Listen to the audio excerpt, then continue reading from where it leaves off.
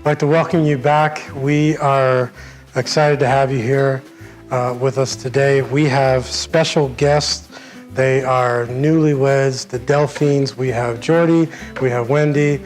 Say hi to everyone. Hey everyone. We're so excited to have them here with us. We are cooking date night food that you can cook for that special date night that you have with your spouse. And so what we are making today and right now, we are making some citrus grilled shrimp and some broiled lobster tails. So we'll just go ahead and dive right in. We're gonna first start with the marinade.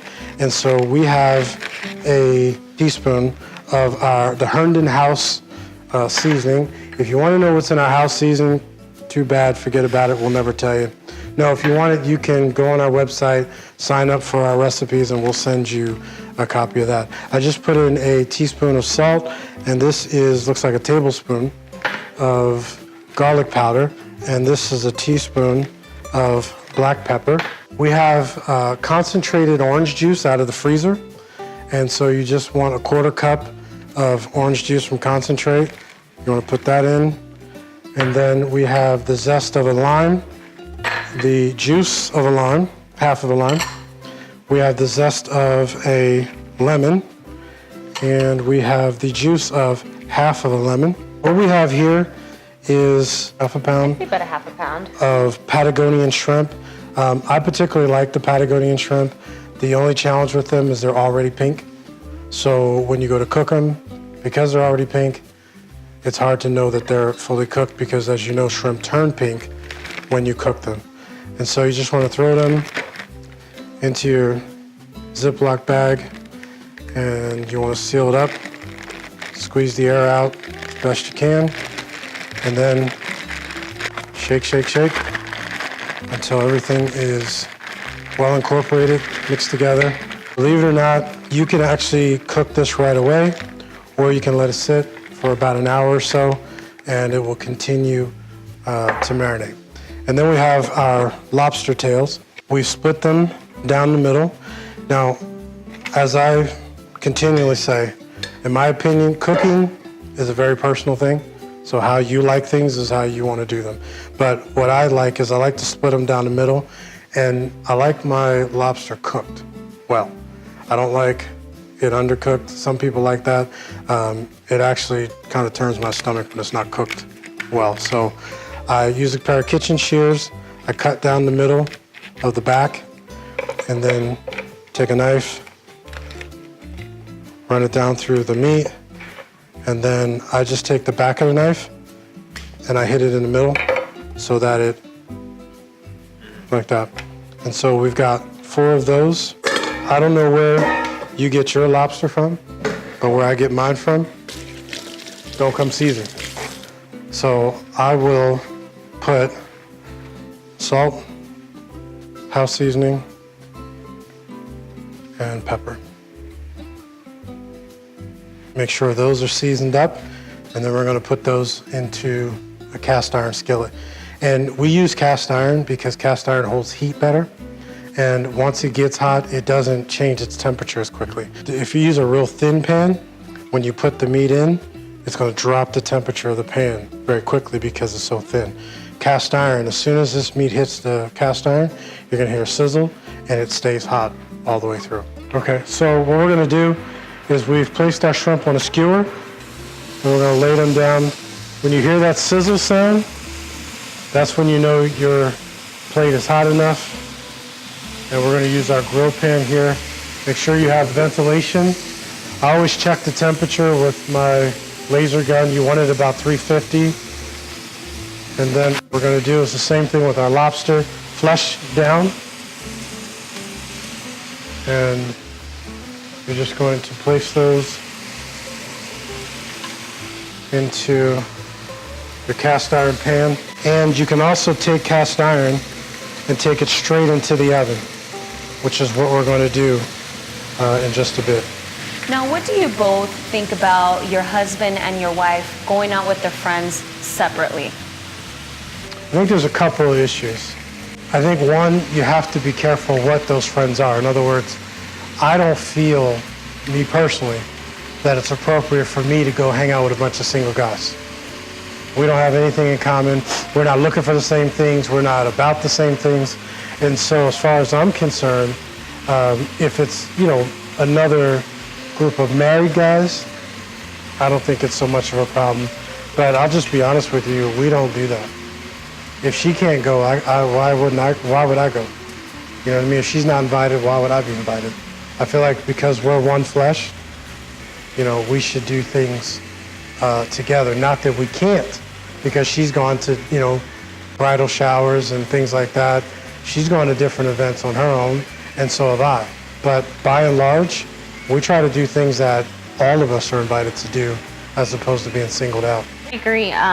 For us, we do things separately on occasion, like he said, but for the most part, we either do things with other married couples or together. So I don't know that there's necessarily an issue with it per se. I just think you need to be selective about the people that you hang out with, and then how often you're doing it. Because sometimes married couples will hang out with each other's friends as a way to escape their spouse. Do you know what I mean? So if it's an instance like that, then obviously that's not appropriate and there's a deeper issue there. But for the most part, if it's a married couple, I think it's okay on occasion. But, for the most part, we kind of stick together. And if we do something, it's together with other couples, that type of thing. We just want to take a moment to invite you to our Elephant in the Bedroom series that we are running starting February 10th, and it's going to run through the middle of March. And we're going to be dealing with relationship issues and challenges. So if there's anything that you'd like to deal with concerning your relationships, we're going to be tackling some very tough subjects, and we're really going to be real honest, raw, and relevant. And so if you don't have a home church, we'd love to have you come and spend some time with us. We know that you'll enjoy the messages, and we know that you'll get something out of it, and it'll be a blessing to your life. So we invite you to come visit us at Stonepoint Community Church. We love you, and God bless. So you can see they're getting the char on the outside. You really want it to be hot, right? Because you want to cook them at a high heat, and you want to cook them fast. And I always check the temperature on the inside, and if you see how quickly those went, very fast. Now with our lobster, you can see it's starting to get brown. And so what I want to do is flip them over, and we're going to take and put in your butter, a little bit of olive oil, and put your garlic in, and then you want to squeeze half of a lemon. And what I do is I put my hand so that I can catch the seeds. And then once you have that, we're going to go ahead and put this in the oven. Would you open it for me again? And you want to put this on broil, whatever your hottest temperature your oven has. And you want to do that for about 10 minutes or so. What's your question, sir? Oh, I was just saying, how do you two go about handling disagreements, and what are some key principles to consider? How do we go about handling disagreements? I think you have to learn, number one, I can disagree without being disagreeable. And so the first thing you have to figure out is separate the problem from the person. Is this a person issue, or is this something that we need to talk about concerning how, is it you directly, or is it something you're doing? Is it something you think or believe? Is it something that's happening to me? Figuring out what exactly, do you understand what I'm saying, is the problem? And then addressing it from that point. And I think sometimes you have to give each other a little benefit of the doubt to actively listen. In other words, so many people, when they have conversations, they're not seeking to understand, they're just seeking to respond. And so it becomes almost a conversation that becomes, you're like, what in the world are we talking about anymore? Are we still talking about the same thing? And it's because people are fighting to respond and not really listening. And so one of the things we teach when we do premarital counseling is how to seek first to understand, then to be understood. So when I talk to you, first thing I'm trying to figure out is, what is she really telling me? Because whatever she's really telling me, that's the thing I'm going to deal with. Because women are a little different than men. In other words, women use way more words than men do. And oftentimes, if you're not careful, you'll try to address what she said the first time, when that's not what she's really talking about. You gotta wait, because she's circling the airport and hasn't landed yet. And so you come home and she looks upset, she starts talking about the grass needing to be cut, you run outside and go cut the grass, and you come back and you're like, baby, you should be happy now. And she's like, grass wasn't the problem. That was just the first thing she was talking about. And so you have to be careful to stop and just listen all the way through until you get to what the real issue is, so then we can deal with and address with that. But if you don't spend the time, you're not gonna get clear. Truthfully, what that does is it cuts out a lot of unnecessary conversation. Because, you know, you could be dealing with something that is not the problem. It ain't even close to being the issue. So I think for us, it's always slowing the communication down to say, okay, what are you really telling me? What's really the problem? What are we really dealing with? And then begin to address that. You took my answer. So. And that's because great minds think alike. I know. One of the things we teach is, and you can do it with anything. You can do it with a remote control. You can do it with a stuffed animal. In my office, I have a stuffed tiger. And what I'll do is I will take the object and I'll give it to the one person. And I'll say, okay, you're the only one talking. If you don't have this object, you are not allowed to speak. You're listening. And so whoever holds the object is the one who speaks. And so now what we'll do is have the person say what their issue is, what's wrong, what's going on, what the problem is. And the only way that I can speak is if I can tell her what it is that she said in my own words.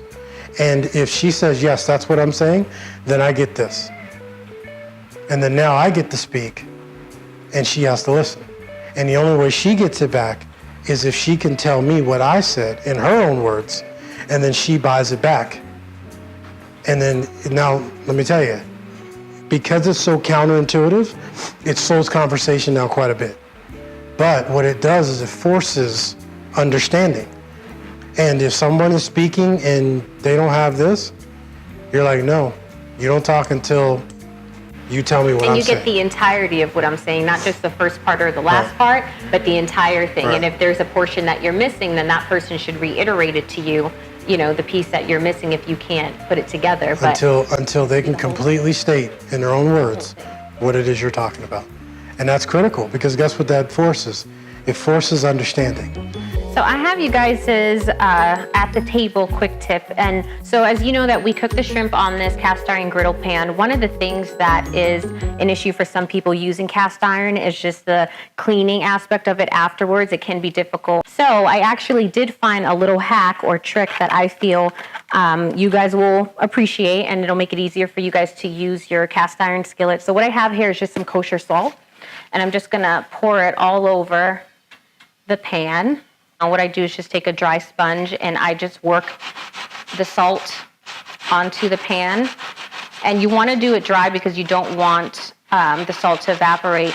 And then as you work it in, you'll get off all of that grit and all of that food. One of the things you don't want to do is you don't want to put soap on your cast iron skillet. What happens is when you heat up your cast iron skillet, it does expand, and that soap will cast the flavor onto the pan and then into your food. So your food may taste soapy at times. So what you want to do is make sure that you just use hot water, no soap or detergent, nothing like that, because as you cook with the cast iron skillet, it'll continue to add flavor upon flavor upon flavor, and that's where you really get that deep grill seasoned flavor with your food. And so that is our at the table quick tip. So what we're going to do is give you guys a little bit of a taste. So once the shrimp are done, you can just pull them off skewer. Wow. His eyes rolled in the back of his head. What do you think? Props, Pastor. That is delicious. Lemony, just sweet, just Yeah, it's delicious.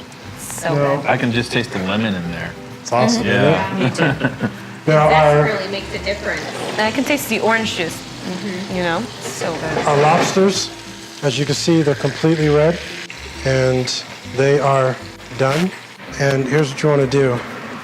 You want to tilt the pan and baste your lobster tails with the lemon butter garlic sauce.